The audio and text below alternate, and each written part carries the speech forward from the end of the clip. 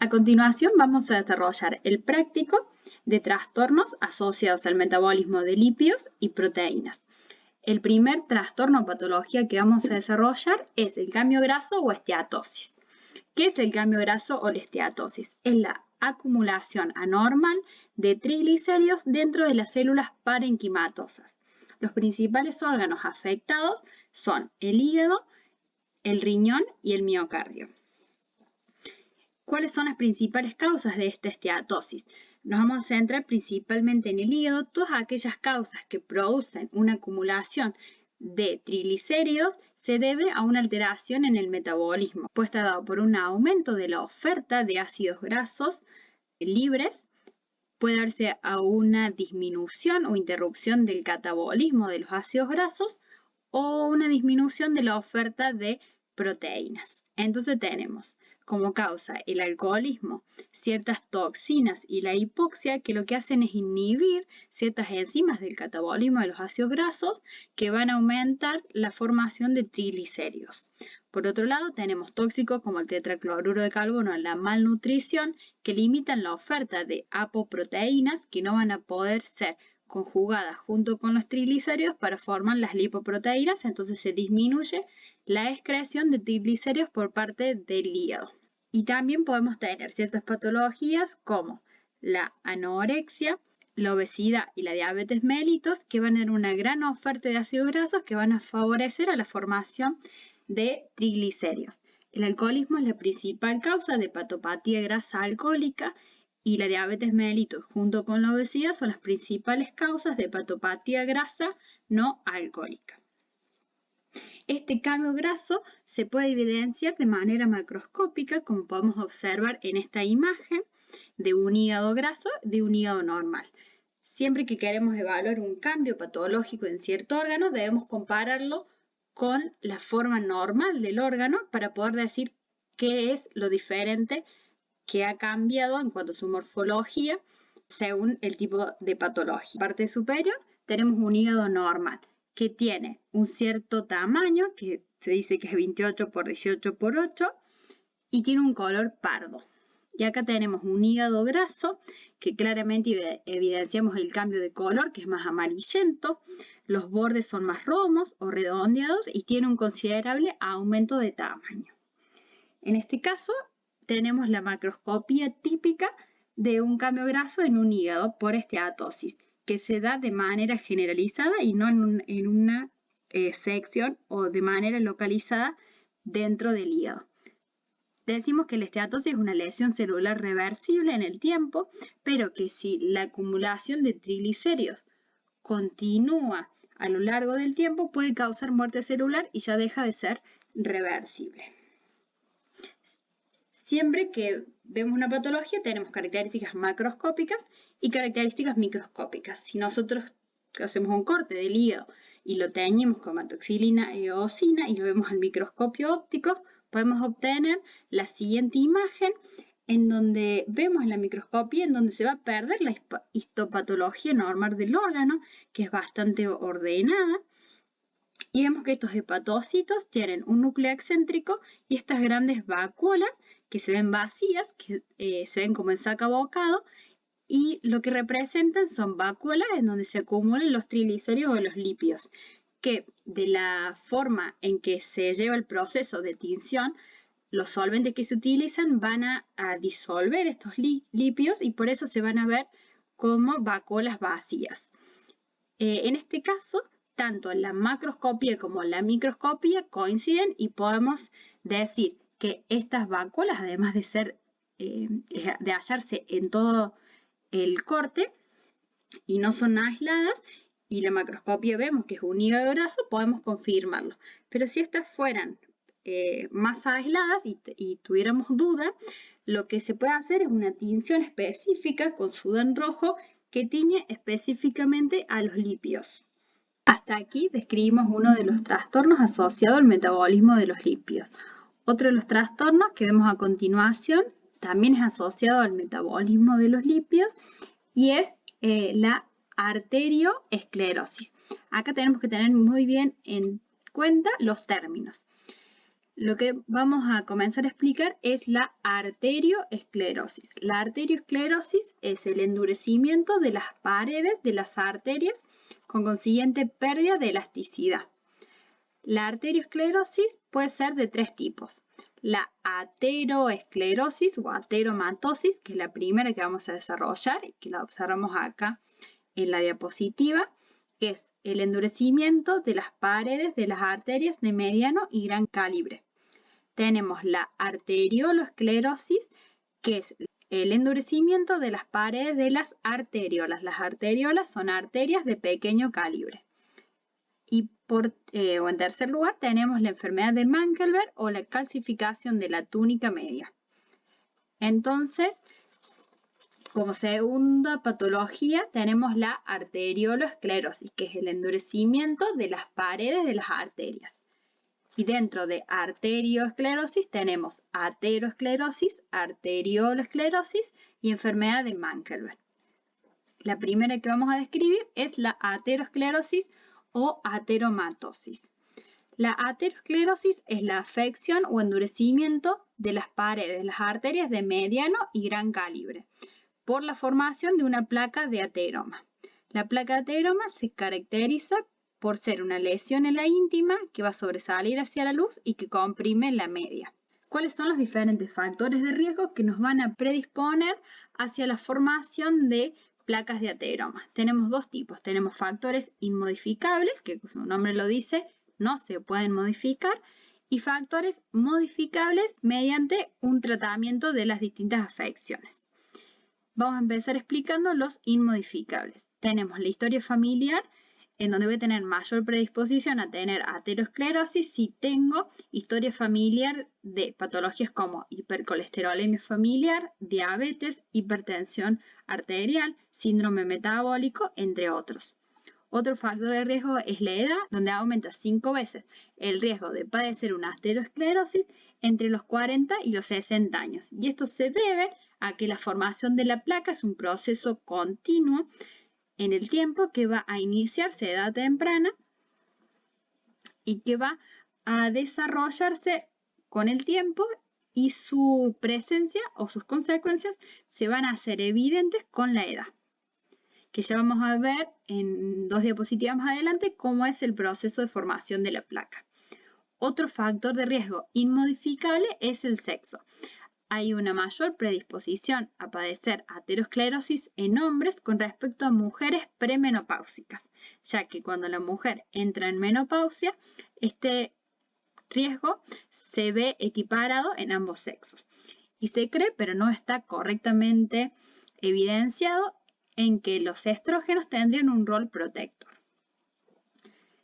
Estos son los factores de riesgo inmodificables. Dentro de los factores de riesgo modificables, por tratamiento tenemos las hiperlipidemias, principalmente la hipercolesterolemia, en donde en estas patologías tenemos un aumento de la LDL y una disminución de las HDL.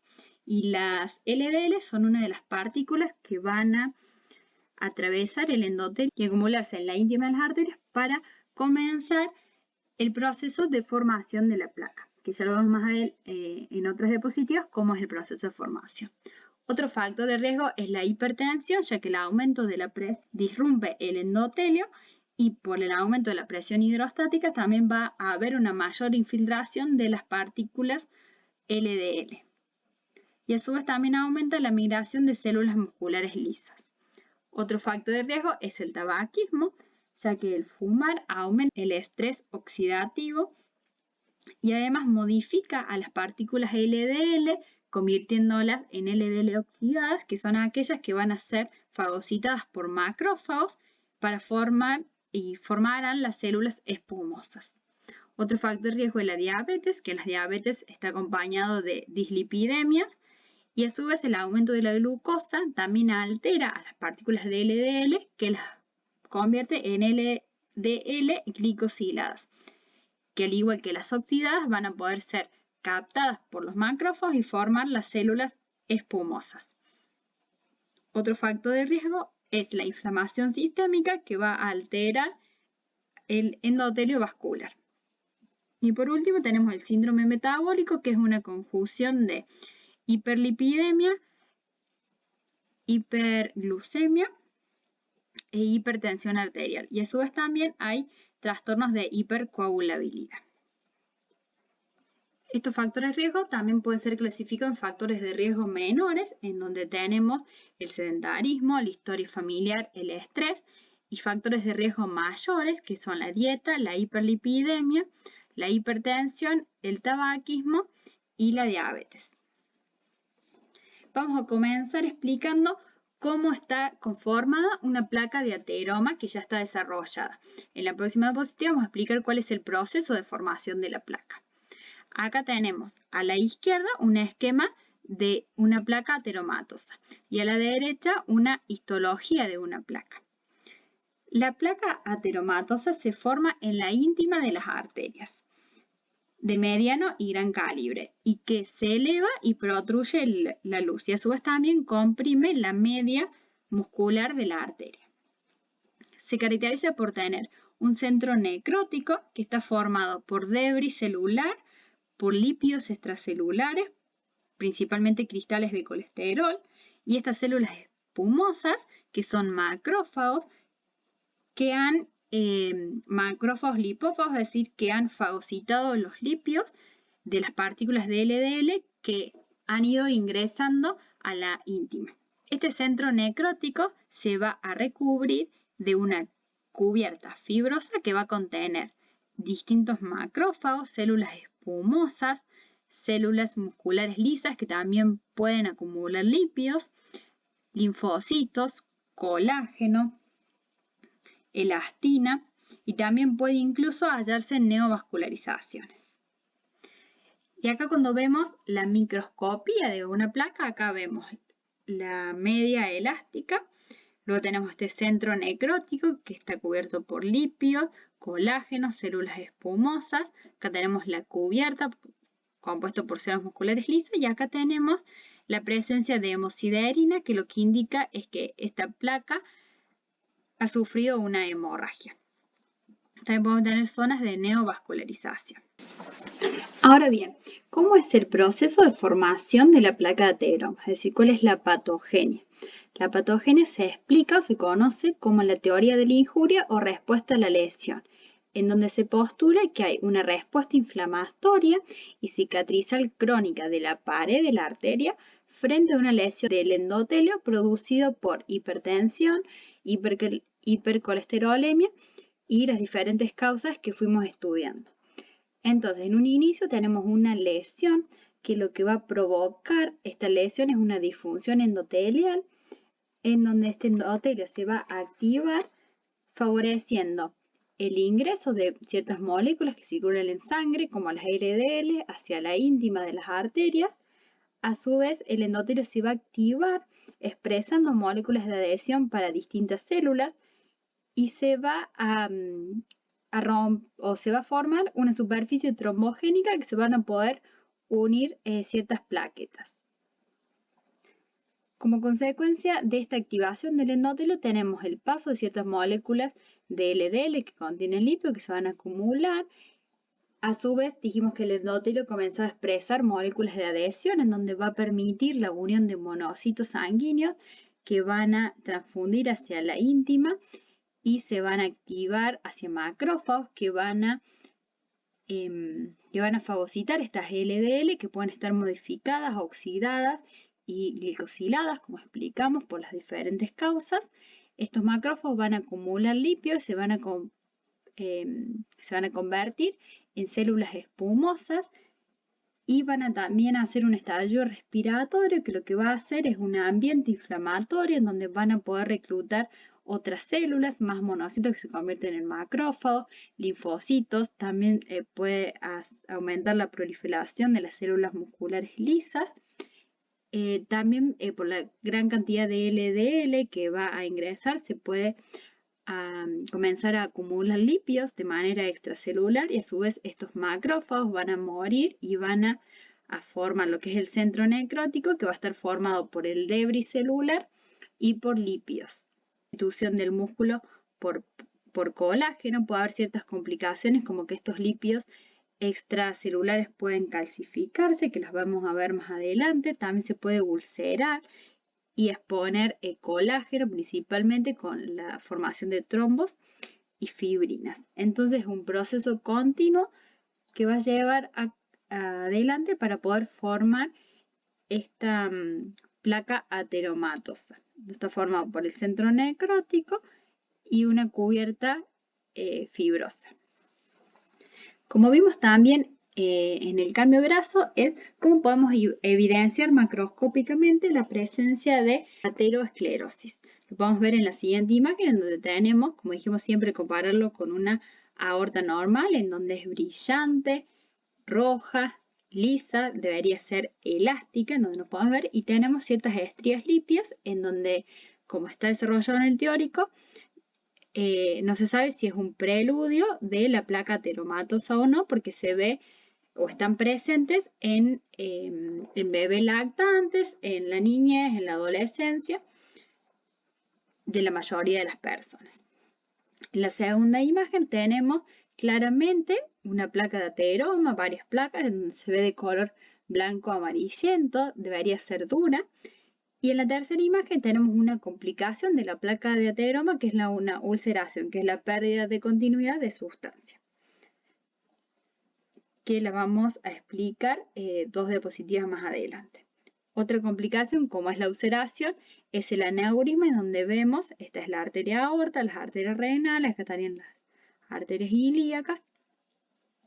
Y acá podemos ver este aneurisma, que también es una complicación de la placa, en donde vemos este ensanchamiento del diámetro de la arteria, pérdida de elasticidad que se debe principalmente a un adelgazamiento de la capa muscular. Y acá está el aneurisma abierto, donde podemos observar presencia de las placas de ateroma.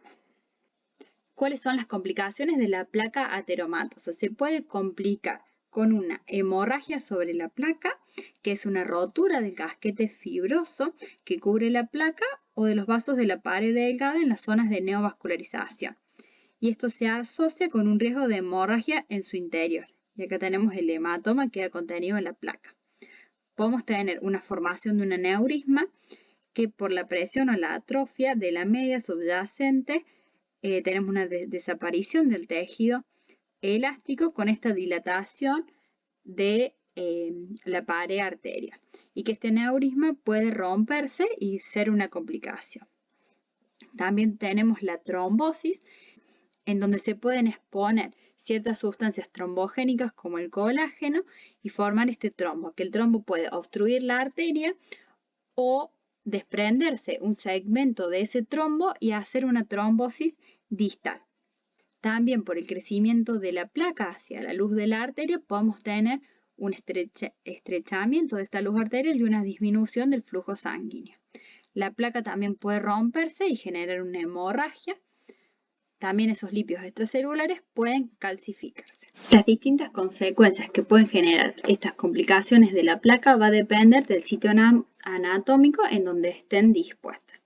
Entonces vamos a tener consecuencias en cerebro, en donde podemos tener una isquemia crónica, es decir, una falta de irrigación sanguínea de manera crónica en la parte del cerebro que va a generar un deterioro mental o síncope.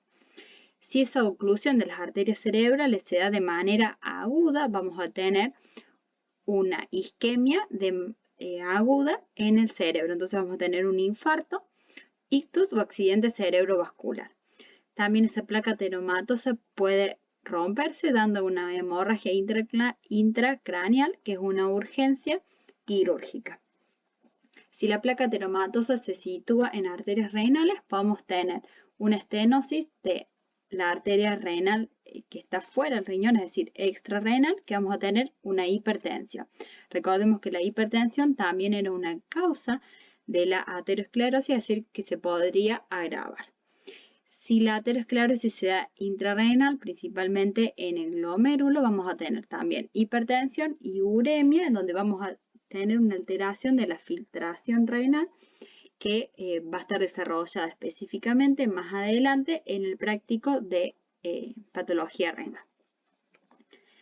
También puede haber la formación de una placa de ateroma que puede generar o complicarse con una estenosis o una a un aneurisma en las arterias viscerales o periféricas, en donde estas puede producir una ruptura, en donde va a producir una gran hemorragia que puede llegar a un shock hipovolémico. También tenemos que se puede ocluir esas arterias y generar una gangrena visceral o periférica.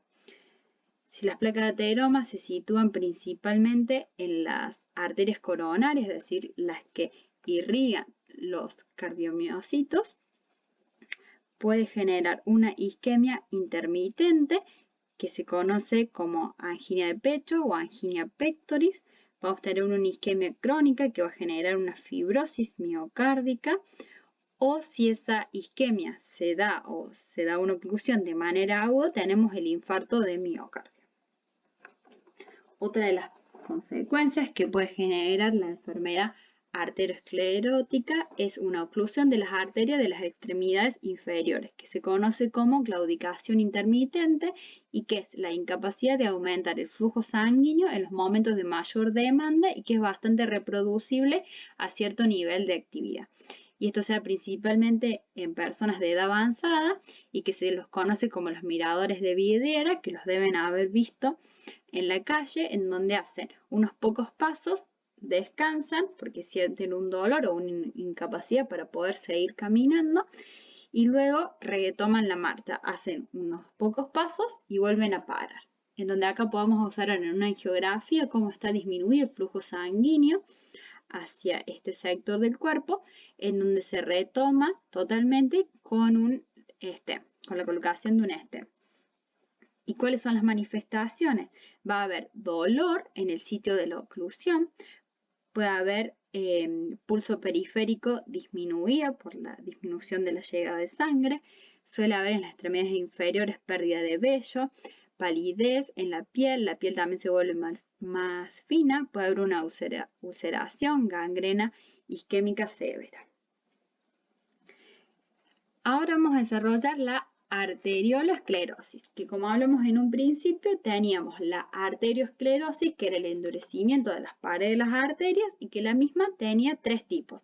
La aterosclerosis, que es la que desarrollamos extensivamente hasta ahora, la arteriolosclerosis, que es el endurecimiento de las arteriolas, y finalmente la esclerosis calcificada de la media. Este es el segundo tipo de arteriosclerosis, que es la arteriolosclerosis, que es el endurecimiento de las arteriolas o de las arterias de pequeño calibre. Y tenemos dos formas: arteriolosclerosis hialina, que es el engrosamiento y endurecimiento de la pared de la arteriola con una clara disminución de la luz vascular, y se ve como este depósito eosinófilo hialino, y que es típico de la hipertensión, que cuando benigna, que es cuando hay un aumento de la presión arterial, hace que las células musculares vayan hipertrofiándose y proteínas del plasma vayan extravasando continuamente hacia el intersticio.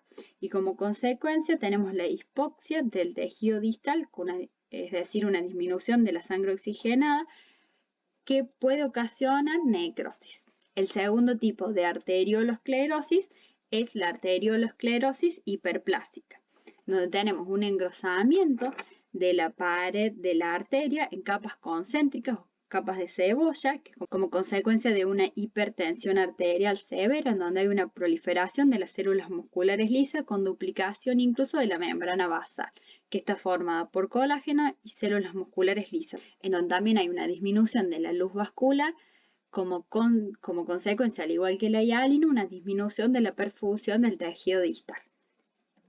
Y el tercer tipo de arterioesclerosis es la esclerosis calcificada de la media o de Monkelberg, en donde tenemos depósitos de calcio en la capa elástica de las arterias musculares y no se ve afectada la luz vascular, suele haber metaplasia a hueso por estas calcificaciones, y se da principalmente en personas mayores de 50 años y no tiene importancia clínica porque no se altera la luz de las arterias. Hasta acá vimos dos trastornos asociados al metabolismo de los lípidos, que era la esteatosis y la arterioesclerosis, que dentro de la arteriosclerosis estaba la aterosclerosis, la arteriolosclerosis y la enfermedad de Monkelberg. Ahora vamos a pasar a trastornos asociados al metabolismo de las proteínas. De los trastornos asociados al metabolismo de la proteína tenemos la amiloidosis. La amiloidosis es un grupo de enfermedades que se caracteriza por la aparición insidiosa y progresiva de depósitos extracelulares de amiloide, que tiene una composición proteica variable y que produce la atrofia por compresión de las células cercanas y de los vasos, con la consiguiente pérdida de la función normal de los tejidos. Este amiloide es una sustancia proteinácea patológica que se deposita en el espacio extracelular de diversos tejidos y órganos del cuerpo. Este depósito es insoluble extracelular de una sustancia que se caracteriza por ser hialina, proteinácea y eosinófila. Hay diferentes tipos de amiloide, pero en su mayoría están conformados en un 95% por la proteína fibrillar específica patológica y un 5% por el componente amiloide P, componentes de la membrana basal y ApoE. La patogenia de la amiloidosis se debe al plegamiento anormal en forma beta de proteínas que se depositan en forma de fibrillas en los tejidos extracelulares y van a alterar la función normal de los mismos por atrofia por compresión. La amiloidosis se puede clasificar de diferentes formas. Aquí tenemos de acuerdo a la manifestación o presentación clínica, si el amiloide se ubica en diferentes tejidos del cuerpo, tenemos amiloidosis sistémica, o si la amiloide se deposita en un tejido en particular, tenemos amiloidosis localizadas. Dentro de las amiloidosis localizadas tenemos la cerebral o senil, conocida como Alzheimer, en donde nuestro cerebro produce normalmente proteínas precursoras del amiloide, que en ciertas personas va a aumentar la producción de las mismas y se va a producir el péptido A beta que se va a acumular alrededor de las neuronas, impidiendo la función normal de las mismas, la transducción de señales, y que van a llevar a lo que todos conocemos, que son las consecuencias que tiene una persona el Alzheimer. Otra amiloidosis localizada es la amiloidosis cardíaca senil, en donde tenemos un depósito de un amiloide en las fibras musculares que van a alterar o reducir la contracción muscular, que puede llevar a arritmia, a una cardiopatía restrictiva y terminar en una insuficiencia cardíaca congestiva. También tenemos la amiloidosis endocrina, en donde las células beta de los islotes pancreáticos o los islotes de Langerhans del páncreas que producen la insulina, en la diabetes, como hay una tolerancia a la insulina, van a producir grandes cantidades de la misma y la misma se va a acumular y va a formar el péptido amiloide de los islotes o amilina, que va a generar una inflamación celular y con la consiguiente muerte celular. Ejemplos de amiloidosis sistémica, tenemos la amiloidosis primaria, que hay un específico que se llama la discrasia de los inmunocitos, en donde son problemas en las células plasmáticas, que son las células que producen anticuerpos. Y por ejemplo, en una patología como es el mieloma múltiple, estas células plasmáticas producen gran cantidad de anticuerpos y específicamente gran cantidad de la parte del anticuerpo, que es la proteína liviana, que la misma se va a acumular, se va a mal plegar y va a formar el amiloide AL, que va a acumularse en los diferentes tejidos. Otro tipo son amiloidosis reactivas o por alguna enfermedad como la fiebre mediterránea familiar, en donde se produce un aumento de la producción del hígado del amiloide sérico A, que normalmente lo produce en respuesta a una inflamación el hígado, que es una proteína que se conoce como de fase aguda, pero en procesos en donde hay una inflamación crónica, este amiloide sérico se produce en grandes cantidades, comienza a malplegarse y forma lo que es el amiloide A, que se va a acumular en los diferentes tejidos. Como vimos en el hígado graso, en donde podíamos tener una tinción específica para ver si esas vacuolas lipídicas que las veíamos en sacabocado vacías habían tenido lípido o no, teníamos una tinción específica que era el Sudán rojo. En el caso de las proteínas tenemos una tinción específica que es el rojo Congo, que tiñe específicamente las proteínas. Aquí podemos ver un hígado que tiene depósitos de amiloide en todas estas regiones que se tiñen de rojo.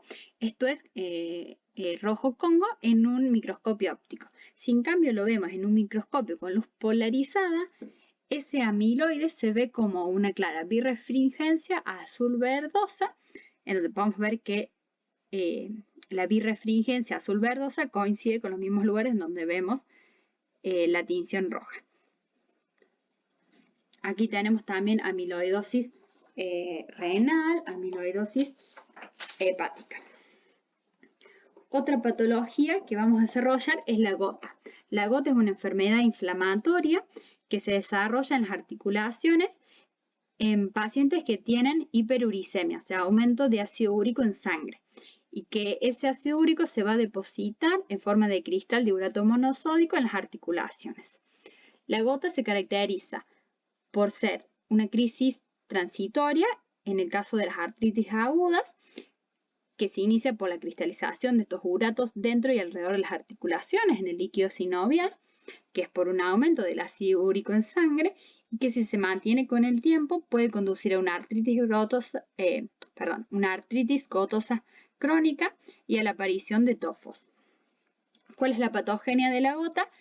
Es la precipitación de estos cristales de urato monosódico en las articulaciones. Aquí tenemos la presentación clínica de una artritis gotosa aguda, donde podemos observar en el dedo gordo del pie que tiene síntomas de enrojecimiento. Si lo pudiéramos tocar estaría caliente, hinchado, y el paciente refiere dolor. Estos son los síntomas claros de una artritis gotosa aguda que sea de manera insidiosa.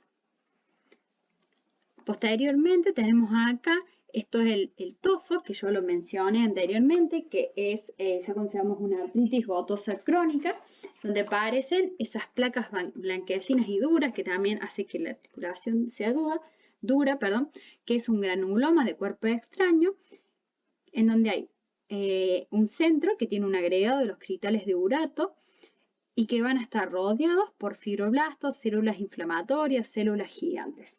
Y por último vamos a desarrollar las enfermedades por depósito lisosomal o tesaurismo, que son relacionadas a la disminución de la función lisosomal, llevando a una disminución del metabolismo de ciertas sustancias endógenas. Entonces son las enfermedades de depósito lisosomal que representan un gran número importante de afecciones hereditarias que son autosómicas recesivas. Autosómicas porque el gen mutado está dentro de los pares de genes autosómicos o somales y no los sexuales, y recesivo porque necesitamos la presencia de los dos alelos mutados para que la patología se manifieste. Generalmente las mutaciones son en enzimas hidrolasas ácidas de los lisosomas, que se van a caracterizar por la acumulación de la sustancia específica en las células o tejidos dentro de los lisosomas. Estas enfermedades por depósito lisosomal no son muy comunes, pero dentro de lo poco comunes que son, la más común es la enfermedad de Gaucher. La enfermedad de Gaucher es la más frecuente de los trastornos de depósito lisosomales y ocurre una mutación en la enzima o en el gen de la enzima glucocerebrosidasa, que es la enzima que convierte la glucoceramida en ceramida más glucosa. Esta mutación puede hacer que la enzima tenga una actividad disminuida o nula según los tipos. Hay 3 tipos. Entonces el tipo 1 es la acumulación de glucocerebrósidos, se limita a los fagocitos mononucleares de todo el cuerpo, y esta acumulación lo que va a hacer es activar estos macrófagos y van a hacer que liberen una gran cantidad de citoquinas proinflamatorias como interleuquina 1, interleuquina 6, factor de necrosis tumoral alfa o TNF-alfa. La tipo 1 no afecta al encéfalo. La tipo 1 tiene una disminución de la función de la enzima glucocerebrosidasa. En cambio, en la tipo 2 hay una actividad nula de la actividad enzimática, es decir, que la enzima no funciona por nada y es mucho más grave las consecuencias y ya hay afección cerebral. E incluso las personas no viven, o los bebés no viven más de allá del año. En cambio, la tipo 3 es un tipo intermedio en donde está bastante disminuida la función de la enzima y suelen vivir hasta la adolescencia. La tipo 2 y tipo 3 son muy infrecuentes. Dentro de lo poco frecuente que es la enfermedad de Gaucher, la tipo 1 es el caso más frecuente.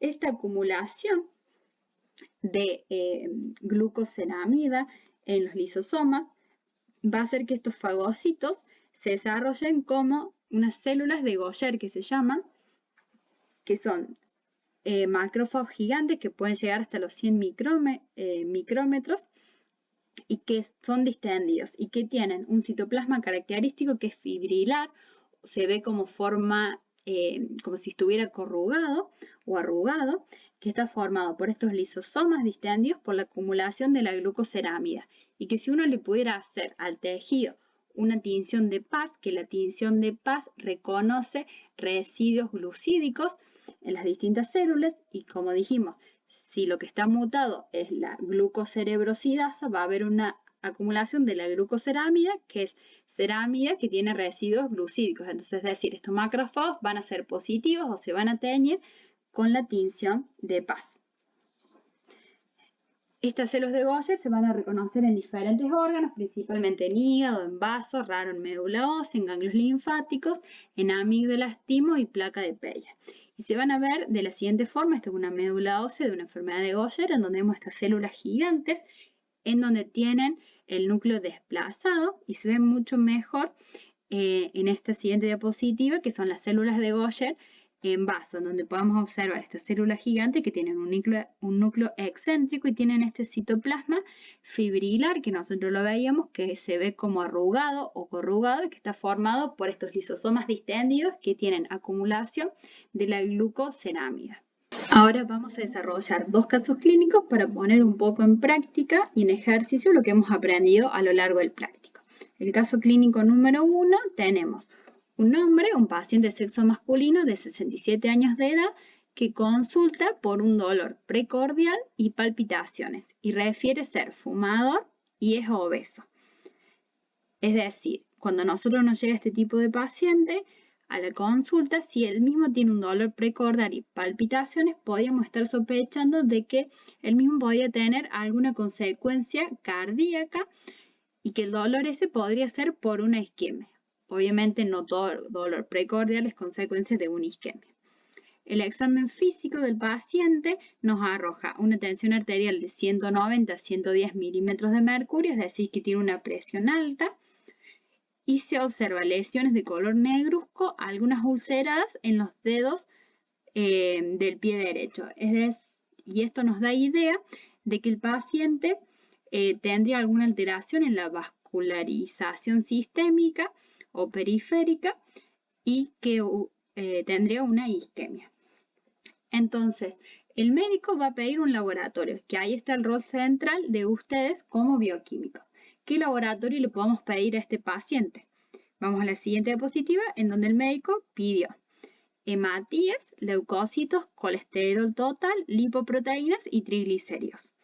Vamos a observar que los hematíes se encuentran normales, es decir, el paciente no tiene anemia, obviamente que acá faltarían los datos de hemoglobina, de hematocrito, etc. Los leucocitos tiene 8, es decir, que el paciente no tiene o no puede estar cursando con algún tipo de infección o diferentes afecciones que aumenten el número de leucocitos en sangre. El colesterol total, el paciente tiene 350 miligramos por decilitro, cuando el valor de referencia es 200 o menor a 200. Tenemos un paciente que tiene hipercolesterolemia bastante elevada. Las lipoproteínas en sangre están elevadas, no está aclarado cuál de los tipos. Y los triglicéridos tenemos 300 miligramos por decilitro cuando el valor de referencia es menor a 150, es decir, que tenemos aumento de los triglicéridos en sangre. Es decir, que el paciente tiene una hiperlipidemia, en donde nos podría estar hablando que dijimos que la hiperlipidemia es una de las causas de la ateromatosis, es decir, que el paciente podría estar sufriendo una placa de ateroma, podría estar teniendo placas de ateroma en sus arterias, que pueden estar alterando el flujo sanguíneo hacia las diferentes partes del cuerpo, específicamente hacia la parte inferior, debido a que tiene ulcerado los dedos del pie. También podría tener algún tipo de afección cardíaca, que con estos datos no podemos saber muy bien qué tiene. Entonces, ¿qué otro estudio le podemos solicitar al paciente? Le podríamos solicitar HDL, LDL específico, porque acá solo nos dice que están elevadas, Podríamos hacer un electrocardiograma para saber esa palpitación y ese dolor precordial, qué afección tiene sobre el corazón. Podríamos pedir alguna angiografía periférica a nivel de los pies. Bueno, y diferentes otros estudios que a ustedes se le pueden ocurrir. Acá tenemos a modo de repaso que el paciente estaría cursando una aterosclerosis, que recordemos que la aterosclerosis es un tipo de arteriosclerosis y que la aterosclerosis específicamente es el endurecimiento de la pared de las arterias de mediano y gran calibre. Entonces se forma esta placa de ateroma que está formada principalmente por un centro necrótico cubierto de una cámara fibrilar que lo que hace es protruir hacia la luz del vaso y que con las diferentes complicaciones que puede tener una placa va a tener, según en el órgano donde estén localizadas, las diferentes consecuencias. Y acá tenemos una complicación de esa placa de ateroma que es un aneurisma.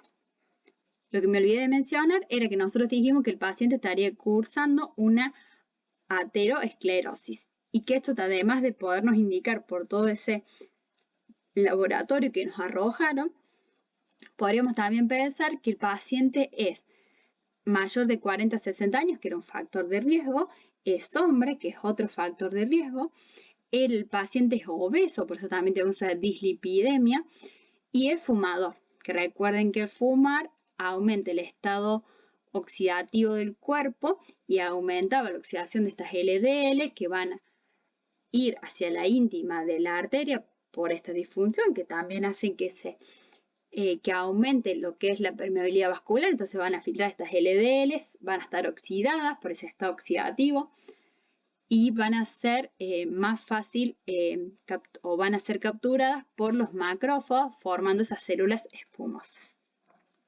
Ahora vamos a pasar al caso clínico número 2. Tenemos un paciente de sexo masculino de 53 años que se despierta por la noche con un fuerte dolor en el dedo gordo del pie izquierdo, típicamente tras la ingesta de carnes rojas y vinos. Recordemos que este hombre no refiere a algún otro tipo o que este dolor en el pie fuera progresivo, entonces estaríamos pensando algo más de agudo y no crónico, y la ingesta de carnes rojas da una gran fuente de purinas, que recuerden que del metabolismo de la purina tenemos el ácido úrico. Al examen físico, el paciente refiere es un paciente delgado y tiene en el dedo gordo del pie dolor, calor y un diámetro aumento de la articulación metatarsofalángica. Entonces, con los datos anteriores, ¿qué enfermedad puede estar cursando? Puede ser una gota, porque es un dolor fuerte, pero necesitamos más estudios. El estadio clínico sería un estadio agudo, porque el paciente no refiere que el dolor fuera de mucho tiempo, ni tampoco que al extremidad no la pudiera mover, y además no vemos los tofos en la exploración física del dedo.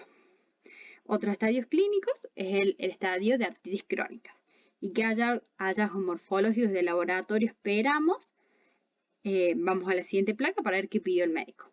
El médico pidió nuevamente hematíes y leucocitos, ambos están normales, tiene un ácido úrico de 12 miligramos por decilitro, cuando el valor de referencia es 6,8, es decir que está muy aumentado. Tenemos hiperuricemia, proteína C reactiva 20, es decir que está en un proceso inflamatorio. ¿Qué otro estudio le podemos pedir al paciente?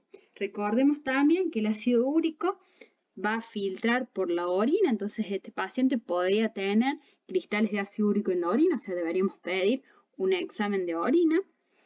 También, como si el paciente tiene dolor en las articulaciones, podríamos hacer un estudio para descartar si no tiene artritis reumatoidea con un factor reumatoideo. En la siguiente imagen vemos la artritis gotosa aguda, donde vemos los signos patognomónicos, que es enrojecimiento, dolor, calor e hinchazo. En la próxima, si hubiéramos pedido un examen de orina, acá vemos una gran cantidad de cristales de ácido úrico en orina. Y luego, a modo de repaso, esta es la artritis aguda, la artritis crónica, con la presentación de tofos, que son estas placas blanquecinas, que es un granuloma de cuerpo extraño, que tenemos en el interior los depósitos de los cristales de ácido úrico. y rodeado por células inflamatorias, células gigantes, etc.